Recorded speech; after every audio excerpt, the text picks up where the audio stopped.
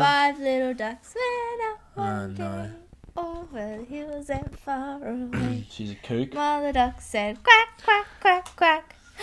But only 4 little ducks came. When Harry Potter ends, that'll be the end of my childhood. It's gone. Lost. It'll be gone. There'll be nothing like. But that's when you think about Harry Potter, it reminds you of your childhood. Yes, you escape reality, and that's the beauty of it. Like, you can go into a cinema, and it can be pitch black, and you can get lost in the movie, and then the lights come on. Nicole won't let us go see it. What? Because Then it's over. it's the end of Harry Potter. There's nothing. But why can't we go watch it? Yeah, but what do we have to You can look read the forward books to? again. No, excuse me. Alright. Once you've seen it, you've seen it. Then there's no excitement. Like, you don't know, oh my God, the Mm-hmm. anticipation. It's gone. Just go back to the first one and go, oh my God, Harry's little boy. Oh my God, what's the Philosopher's Stone? And they're like, Then you know. what's gonna, no, but you just gotta act like you don't. Yeah, but your brain knows. Oh my God, it's Voldemort again. Oh, don't say his name.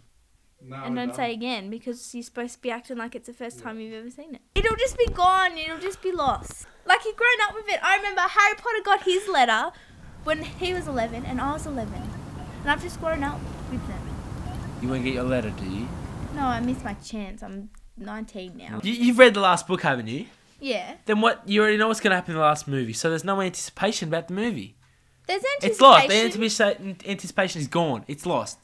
Anticipation really. is lost. The forever. anticipation for the book is lost. But you know what happens in the movie. You know who I dies and know who that. doesn't. I realise. I do understand that. But if Ron Weasley was a real person, I would marry him.